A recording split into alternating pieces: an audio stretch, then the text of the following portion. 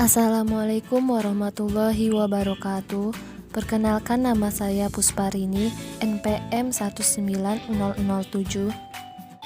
Baiklah, hari ini kita akan belajar tentang fungsi dan relasi.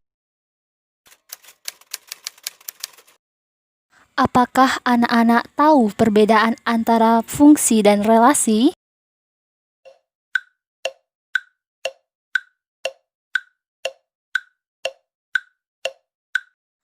Baiklah, Ibu akan menjelaskan tentang perbedaan fungsi dan relasi.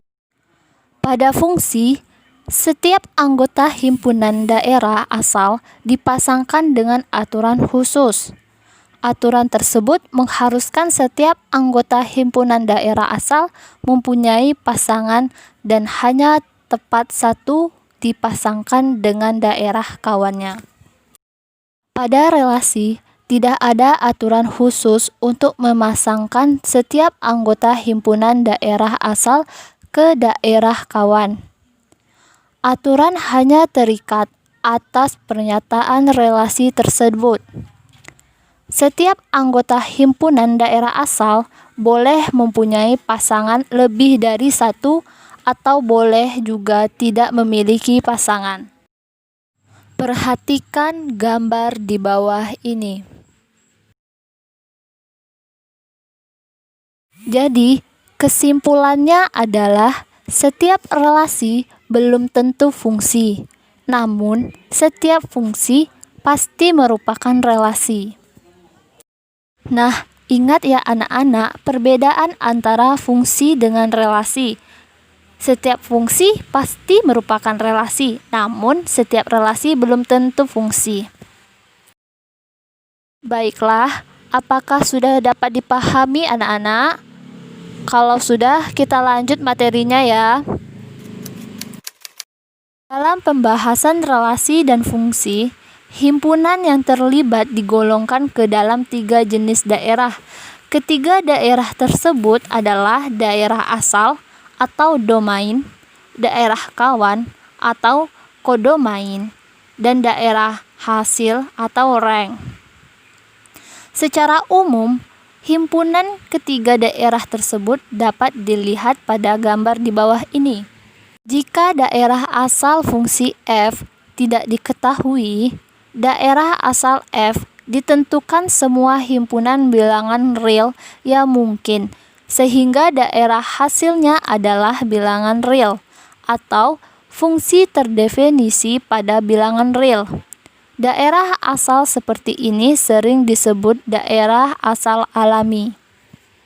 A. Menentukan daerah asal alami fungsi irasional. Fungsi fx sama dengan akar px terdefinisi pada bilangan real jika px besar dari 0. Jadi, daerah asal alami fungsi fx sama dengan akar px adalah x di mana px besar dari 0. X merupakan bilangan real. B. Menentukan daerah asal alami fungsi rasional. Fungsi fx sama dengan px per qx terdefinisi pada bilangan real jika qx tidak sama dengan 0. Jadi, daerah asal alami fungsi fx sama dengan px per qx adalah x di mana qx tidak sama dengan 0. X merupakan elemen bilangan real. Baiklah, apakah anak-anak tahu sifat-sifat dari fungsi?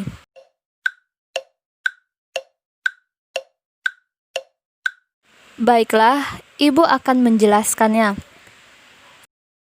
Fungsi injektif atau sering disebut dengan fungsi into atau fungsi satu-satu.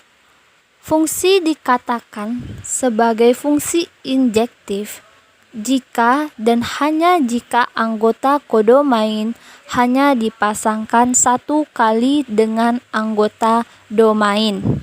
Perhatikan gambar di bawah ini. Dari gambar dapat kita lihat bahwa fungsi injektif merupakan fungsi yang anggota kodomainnya hanya dipasang satu kali dengan anggota domain.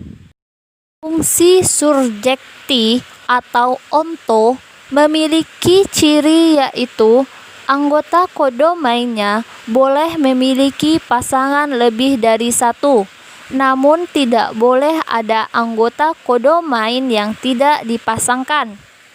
Perhatikan gambar di bawah ini. Jadi, dari gambar dapat kita lihat mana yang termasuk fungsi surjektif dengan yang bukan fungsi surjektif.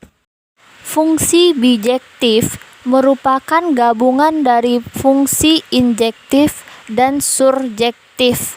Pada fungsi bijektif, semua anggota domain dan kodomain terpasangkan tepat satu.